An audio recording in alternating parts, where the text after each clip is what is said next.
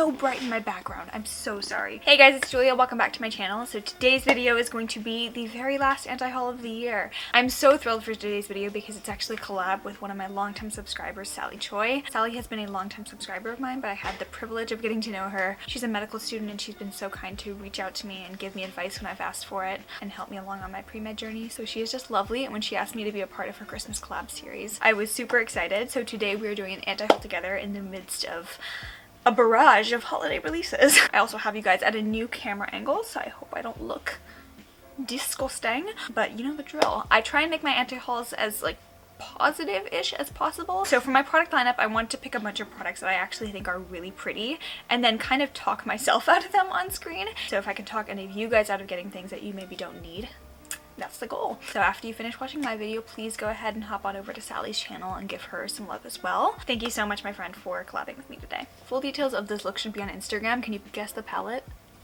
I bet you can't. Today's do fairy of the day is obviously Sally, but also I feel like I should pick somebody else. Today's do fairy of the day is Abdab the Crab. Thank you so much for interacting. And I'm so excited. So without further ado, let's get into a polite roast.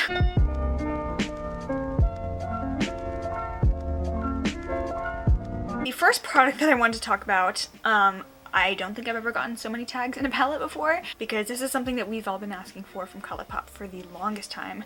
The new ColourPop Rainbow palette. This is their first ever like rainbow palette besides their, they came out with a collection of like rainbow single pans, which I don't qualify as a palette. So I've been wanting to see a rainbow palette from them since they started coming out with their monochromatic palettes. So I'm very excited, and I think this is beautifully laid out. I think this is super pretty. It has taken them forever to come out with a rainbow palette, and I don't think that they disappointed with this color scheme. I love that there's a variety of different types of each color, and I have a feeling I might get this one in PR, so if I do, I will be sure to test it out and then share a review either on Instagram or on the channel. However, I do feel it's a little too late. People have been asking for a rainbow palette from them for, I want to say, like 2+ years. Feels like they were kind of like capitalizing on that. So if you are one of the people who's been asking for a rainbow palette from them and they haven't delivered until now, I don't think you should feel guilty at all for not getting it. By the way, if you see me looking down, I have the pictures on my laptop, so I'm just like looking at the palette itself. Strong points. I love the selection, particularly of the yellows and purples. I also really like how it's laid out in columns. I think it's really just nice to look at. And I think this is perfect for anyone who doesn't own any of the monochromatic palettes, or maybe just wants a combination of the best of the monochromatic palettes. As for weak points, obviously I don't have it on me, so I haven't tested out the formula. I'll be sure to update any thoughts I have after I test this out. There are pressed glitters, a significant amount of them, and to me, when ColourPop does that, or when a brand puts pressed glitters in a palette, it does feel kind of like a filler shade. It looks like there are a few mattes with micro glitters in there as well, no doubt to kind of help them perform better, especially for some of those more difficult to formulate shades. So I see a green in there and a purple in there with micro glitter in them. So overall, I think this is a good option for anyone who wants a cute, affordable rainbow palette. If you have other rainbow palettes, I don't think this is necessary by any means, but since the James Charles palette, in my opinion, has pretty weak shimmers, and you're wanting a rainbow palette with shimmer options and not just like rainbow mattes, I think this could be a really cute option. So I'm excited to test this out, but I do think there are some pros and cons to it overall, and I think it's hella late. Next up is a new release from Melt. They've been pumping out a lot of collections this year, which I don't love to see, but they came out with a new Beetlejuice collection, which includes, it's a pretty big collection. It includes 2 palettes. There's a mascara, there's gel liners, and there's lipsticks. I'm just going to talk about the palettes in this video though, because that's kind of the only thing that interests me. Love Melt's color schemes. I think they do a really good job of doing very interesting color schemes. So for example here, this like berry toned color scheme mixed with like cool toned grays and silvers, and then the other color scheme in the recently deceased palette I think is super fun. I hate to cite the same reason that I probably cite like once every anti-haul. I don't love how super dark eye looks look on myself, and I still have a bunch of eyeshadow palettes that have darker eyeshadows in them, and I still use them, but I try to be realistic with myself and what I'll use, and I try and not bring in palettes that are very dark shadow predominated, if that makes sense. The recently deceased palette gives me kind of like more vibrant Lunar Beauty Moonspell vibes, which I think is really pretty. But something I noticed was I was kind of trying to like look at these and force myself to like really feel a certain way about them, when in reality neither of them really spoke to my soul. I think the packaging is beautiful and it seems on the outside like something I would like, but when I saw them I was just like, okay. This year I think one of my major goals has been kind of trying to manage my brand love for certain brands, and I think Melt is a brand that I've always had a very strong attachment to, so when they come out with a new palette, I feel compelled to like love it. But I'm very proud because I was able to talk myself out of this one fairly quickly. Next, I want to talk about this new NYX stuff. The Marshmallow Primer, which I've seen a lot of people super excited for. Why is it $17? I just feel like NYX has been really climbing up there in price, which is okay if they've been increasing in quality, which I love NYX. I have a few products from them that are just staples in my collection, like the Epic Ink Liner, but I do think this is very expensive for a drugstore primer. I probably won't be getting this primer, even though I really love the like unretouched promo pics for it. I think that's awesome to see from NYX. The thing that did intrigue me in the collection was this brow gel called the Brow Glue. This almost got me. It's an instant brow styler with up to 16 hours of extreme hold, so just like a really strong brow gel. I love the look of super feathery brows, and I want my brows to just like stay in that kind of spoolied up fashion. I love how they look when I first brush them up like that. Then I remembered soap exists. Wow. I've been on my soap brow train all year long, so I think this could be a good option for anyone who finds that soap brows don't work for them. Even though I have dark hair, I feel like soap brow doesn't show up with like a white cast on me, but if you find that soap brows don't work for you, this could be an awesome option for getting a really strong brow gel, but I'm not gonna be getting it. Hi, I'm in editing right now, but I figured I would talk about something else that came out between me filming this and me editing it, and that is the new Hello Kitty ColourPop collection. So I know Sally's probably going to talk about this because she and I DM'd about it a little bit, and she feels a little bit differently. I know she disliked it a lot more than I did. I was like lightly disappointed, but still pretty excited about the collection, whereas she was like, yeah, this was very disappointing. So I'm really excited to watch her video and see what she has to say about this. But I'll just go through everything and why I personally don't think that it's super worth it. This is the Snow Much Fun palette, cute little 9-pan palette. I do like the color scheme. It kind of feels like an offshoot of Sailor Moon with a little bit more neutrals in there. I definitely would have done the color scheme differently. There's no doubt about that. I think it's kind of boring. I think it's a little boring, but Hello Kitty's aesthetic kind of fits it, if that makes sense. Like, I don't see Hello Kitty as super colorful all the time, but I do love Sally's redesigned version of this palette a lot more. So that's the palette. Does not get my stamp of approval, in my opinion. Usually when I don't like a ColourPop palette from a collection, I can recommend the blushes from the collection, which have similar packaging, but it's harder to mess up a blush. There's Bundled Up, which is more of like a neutral rosy toned with a little bit of gold flakes running throughout it, so it kind of reminds me of NARS Orgasm. And then a more vibrant hot pink shade called At Frost Sight. This I think is stunning. My surprise favorite were actually the 430 Beauty lip products. Peppermint Cookie Lip Scrub and Lip Mask. Particularly the lip mask. I think you get a ton of product in here. It kind of reminds me of the Laneige lip sleeping masks, but these just taste so good. Like almost like Thin Mints. She is very beautiful to me. I like using this as a lip balm or as a little bit of a glossy topper. And then the glosses in the collection are from the Luxe Gloss formula, which is my favorite gloss formula from ColourPop. They're all really pretty, but I would recommend Big Bow the most. This kind of gives me Fenty Beauty Gloss Bomb vibes in the best possible way. And then the last thing in the collection is the glitter set, which personally I am going to be gifting to somebody. But overall, I can recommend the lip products, particularly the lip balms, and then the blushes if you're wanting something in the cardboard packaging. Thought I would include it in the haul just because it is a fairly new release, and I am kind of anti-hauling the palette even though I have it here with me. Back to the video. I wanted to talk about these two Dior palettes. Not the foam tip applicators, y'all. I have very much fallen into this trap. I feel like most designer makeup is just very subpar makeup in super pretty packaging, and I think this is no exception. I love the designs pressed into the pans. I think that if they had just made the compact not include those little brushes, it would look so much more like high-end and pretty, but the inclusion of the little sponge tip applicator and the little chintzy brush in there just makes it look so bad. This is one that made my heart go.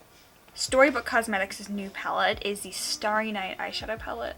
I believe they did sneak peek this a while ago though, so this palette has been in the works for a long time and they're just now like releasing it. Outer packaging, absolutely stunning, and I actually really like the color scheme. I love that the color scheme actually reflects what is on the outer packaging and actually reflects the content of the painting. However, I have not heard great things about Storybook Cosmetics' eyeshadow formula, so that gives me pause, especially because some of the shades in here do tend to be more difficult shadows to formulate, and if you don't get a good matte blue right, it's just chalky mess. And this is a prime example of me being interested in a palette for the outer aesthetic, which is fine. There's nothing wrong with loving really pretty packaging, but I know that I won't get a ton of use out of these colors. And honestly, I'd rather use the money and buy something else Starry Night. So for example, I love this. There's this one Etsy store that does really beautiful like painted hydro flasks. I would rather go get a Starry Night hydro flask and use that more often. Speaking of pretty packaging, Lunar Beauty. The new Lunar Beauty Eternal Eclipse palette, I got a ton of tags in this one.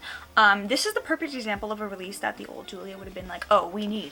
Because you guys know I love my Strawberry Dream palette, and this is like the sister palette to that. So my old kind of like collector's mentality would have been like, you need to get that palette. Plus, this palette, color scheme wise, absolutely stunning. I love these kind of like murky celestial blue tone shades, and there's neutrals in here, which you guys know I've been on my neutral kick lately. I love my neutrals. Theoretically, this seems like the perfect palette for me, but when I look at it, I don't really feel anything. I'm like 0% attracted to this. I think it's absolutely stunning, and I've seen some really good reviews too, so huge congrats to Manny. One of my favorite like influencer beauty brands by far. Packaging is beautiful. The looks I've seen with this one are stun, but it's nothing that I really need or even feel a pull towards. I'm sorry, I know a lot of you guys wanted a review, but it's just not saying anything to my soul. Next up, Sugarpill is coming out with, okay, they're the only brand that's allowed to come out with a capsule collection. That's so funny. They're celebrating their 10-year anniversary. Yay, Sugarpill! With a capsule collection of a bunch of different things. There's a lot of things in this collection. Number one, okay, but society has progressed beyond the need for metallic liquid lipsticks. I don't know why we're still doing that. There's some loose shadows, which personally I love the way loose shadows look, but I am far too lazy to go to the use of using one. They are beautiful though, and I think they're even a little bit more user-friendly than glitters and just give you such a beautiful effect in the eyes. I've also come to the conclusion after seeing a lot of these pill-shaped palettes from Sugarpill that I just don't like the pill-shaped palettes. I don't like the packaging on these. The negative space kind of annoys me. I don't know why. I don't love that the Sugarpill shimmers are some of the biggest pans inside these palettes, and the Sugarpill shimmer formula, in my opinion, is just okay, whereas their matte formula is like so good. So while you are getting a lot of eyeshadow, and I think the pricing on these palettes is pretty good for what Sugarpill prices their eyeshadows at, you are getting a lot of like bigger pans of shimmers, which I think is their less great formula. If it was an all matte palette, I think it'd be a different story for me. Anyways, those are my thoughts. Also, I don't love the color scheme of the palette. It just kind of feels all over the place to me. It would seem that Kylie got the Grinch collab this year. So the Grinch movie is coming out featuring Matthew Morrison. But Kylie Cosmetics came out with a holiday collection centered around the Grinch, which is one of my earliest childhood memories, so I love How the Grinch Stole Christmas. And if anyone would want this, probably be me. The palette is just very bland. I feel like it's not what I would picture like a Grinch palette looking like, but it is exactly what I would picture a Kylie Grinch palette looking like. That probably doesn't make sense to most people, but like it made sense in my mind. I'm just gonna go with it. I'm weirdly disappointed in the liquid lipstick that they came out with, the lip kit. This would have been like the perfect opportunity to do a true holiday, like true red shade. They have so many different lip kits in the collection. The Mary Jo K, which is supposed to be their like signature red, in my opinion, that's a little bit too blue tone to be a true red. I think the truest red, Fenty Beauty Stunner Lip Paint, in my opinion, is like the perfect red. And this collection, I think, would have been the perfect opportunity to do like a true bomb red lip kit. But like the lip kit in this collection is like a weirdly muted like pinky off cherry, which in my opinion, worst kind of red. I don't like those. I don't know. I'm disappointed in the palette, and I actually do really enjoy a lot of things from Kylie Cosmetics. I like their cheek products, for example, so maybe the highlighter, the Cindy Lou Who highlighter. I don't know. It's just a whole lot. However, you can get a signed Grinch PR box for $375 if you so desire that. I forgot about House Beauty. House Labs by Lady Gaga is coming out with a full collection of 4-pan quads. They're $24 per quad, which I think is pretty expensive, TBH. This brand is just wasted potential, and that eats at your soul if you think about it too much. A few things I don't like about this release. Number one, society has also progressed beyond the need for Photoshop swatches. Number two, kind of similar to how I felt about the color schemes of the Fenty Beauty Snap Shadows when they first came out, not a single one of the color schemes individually interests me. Like each one of them, it's like, oh, I would have swapped out like one of those shades, which I think when you're spending $24 on a quad, if you don't like every single shade in the palette, or you don't like how they all interact with each other, I don't think it's worth getting a quad. Brownie points for the shade names though. I love that they're Lady Gaga song lyrics. I wish I could be down to clown with anything from this brand, but just nothing. Nothing. It's silent for him. Homie could not get it. Next one. The Lisa Frank Morphe palette. I have no qualms with this. Lisa Frank is pretty before my time. I had like one Lisa Frank notebook in like 3rd grade, but I think this is a release for the 80s and 90s babies. So I already have the James Charles palette. I'm not gonna get this one, but congrats, y'all. I'm so happy for the 80s and 90s babies who are getting a Lisa Frank palette. It's just so Lisa Frank in that it's so cute but also terribly ugly at the same time, but in the best possible way. Also, there's a mirror in there, so that's new from Morphe. Interesting. 2 more things I wanted to talk about. So I have some thoughts on the ABH holiday vaults that they came out with. I know that this has been out for quite a bit since November 22nd, so this is coming very late. But I'm going to give my thoughts on what is worth it and what's not from the vaults. I think the best value vault is the collector's case, where you can build your own vault. You get to pick 2 palettes of your choice at 30% off overall, and I think that's an awesome deal from ABH. Plus, the Jackie Aina palette has been an option for the vaults, so I know a lot of people have been getting it through that. My recommendation, I would not recommend getting the Modern Renaissance and the Soft Glam together. I think there's just too much overlap in shades between the two, so I would say just pick one or the other. If you know you like maybe softer shimmers and more like pinky tone neutrals, I would go for Modern Renaissance. If you like a little bit more high impact shimmers and more orangey warm tone neutrals, Soft Glam. My picks would either be getting Modern Renaissance and Jackie Aina, Soft Glam and Jackie Aina, or if you want like a super colorful palette, either the Riviera or Alyssa Edwards. I can't vouch for Alyssa Edwards, but I heard really good reviews about it.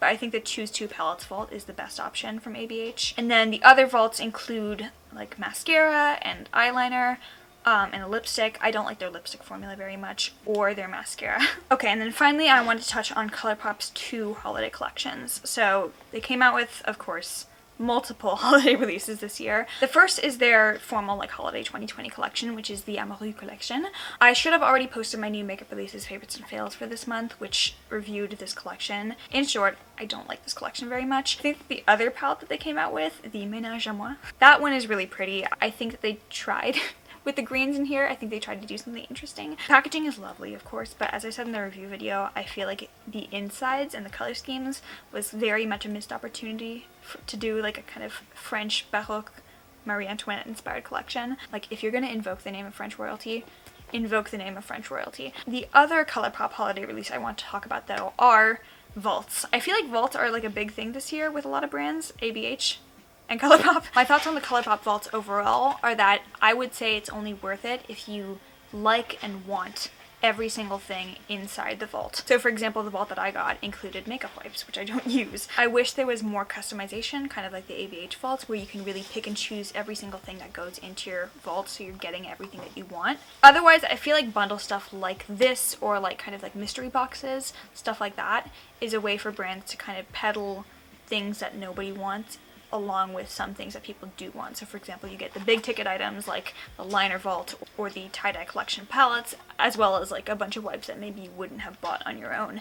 So for the ColourPop vaults, I would say if you see a vault that includes a bunch of things where you actually genuinely like every single product in the vault, then it would be worth it. So I think probably the best item being offered in the vaults right now is the Like a Charm gel liner vault. Only go for holiday sets this year where you would actually use and like everything, or if you could like gift somebody the options that you don't like. I think then it's still a good deal. Alright guys, that is it. I hope you guys enjoyed today's little anti-haul. Again, go ahead and check out Sally's video after this one. Thank you so much again to Sally for thinking of me for your holiday series. I'm super excited that I got to do this with you. If you like this video, please give it a thumbs up. Make sure you are subscribed down below. Follow me on Instagram, Twitter, and TikTok. And if you made it to the very end of this video, I hope that your wallet survives the holiday season.